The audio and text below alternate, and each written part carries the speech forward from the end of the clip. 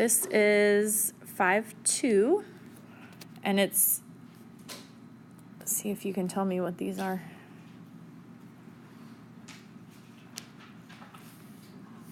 What does this symbol stand for? The upside down T. Perpendicular. What does this one stand for? Less than. But here we're using it as angle. So this is perpendicular. Okay, this is angle. So we're doing perpendicular and angle bisectors. So two different types of bisectors that we're going to talk about.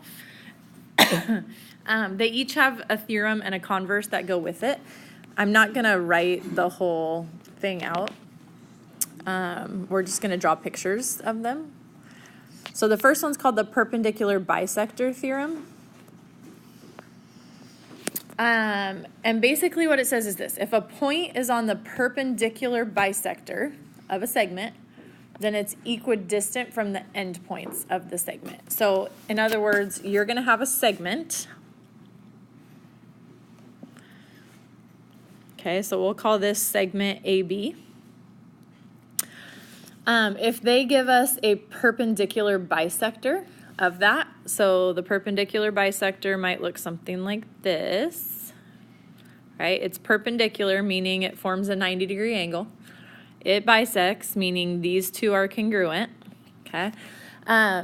So what they're saying is, if I put a point anywhere on that blue line, what happens is that point will be the same distance away from A as it is from B every single time. Okay, so let's say I put a point right here.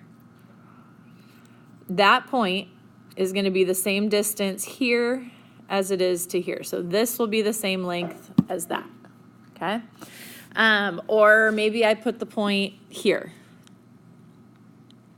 Okay, if I put a point there, the distance to A is going to be the same as the distance to B. Okay, so you can pick a point anywhere on the blue line, and it's going to be the same distance to A as it is to B. Does that make sense? Okay. So the converse of that is also true. If I have lines that are the same distance, so say I have the green lines, then I could say the line that goes through the green points would be a perpendicular bisector. Okay, so you can look at it either direction. What you're going to have to do with that is this. Can you wait like 5 minutes till we're done with this? All right, let's say I have this setup. So this is perpendicular, these are congruent. So that is a perpendicular bisector of NP. Okay, we're going to call this O and this M. So in that setup, if I tell you that NM is 6x minus 1 and MP is 3x plus 8, that's a plus, sorry. That's really messy. Let's try that again.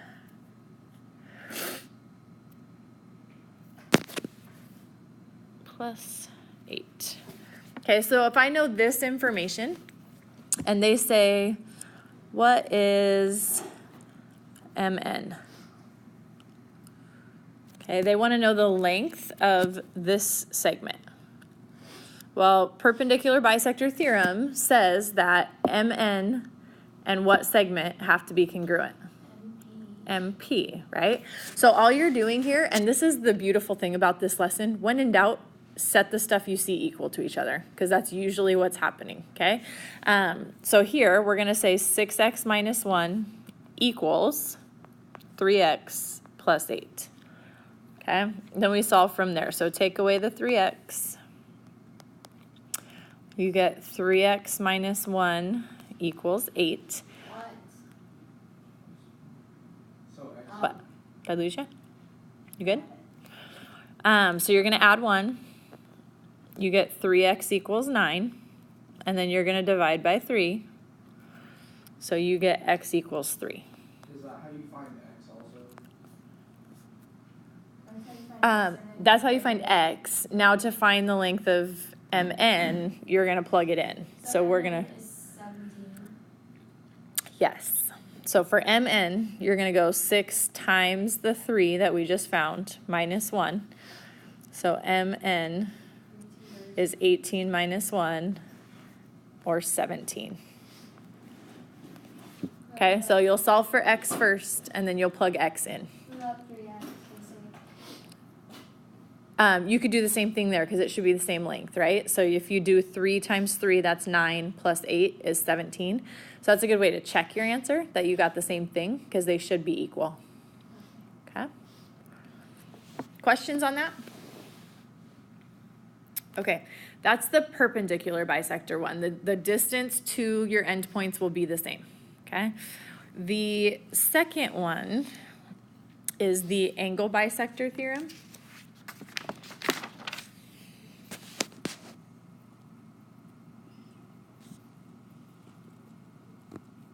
Ton of people walking around today.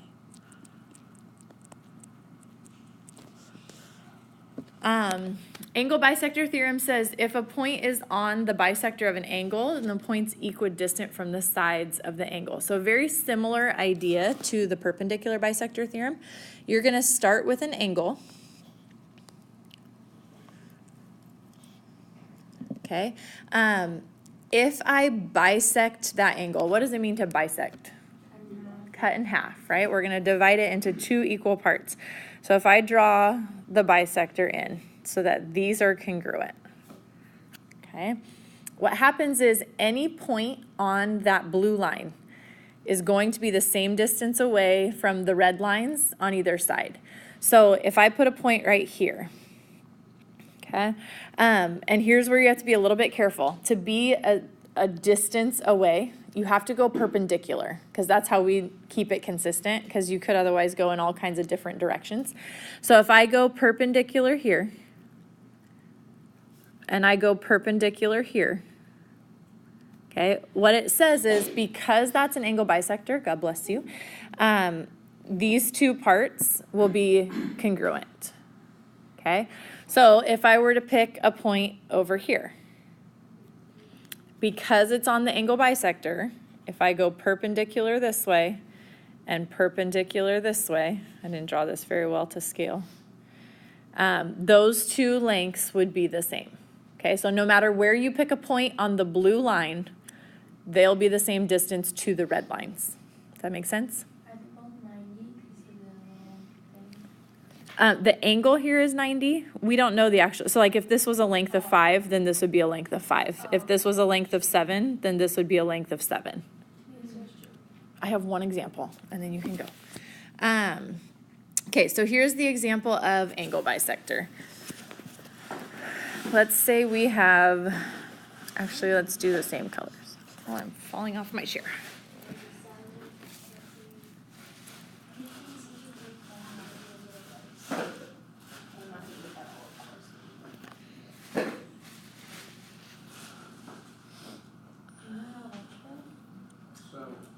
Okay.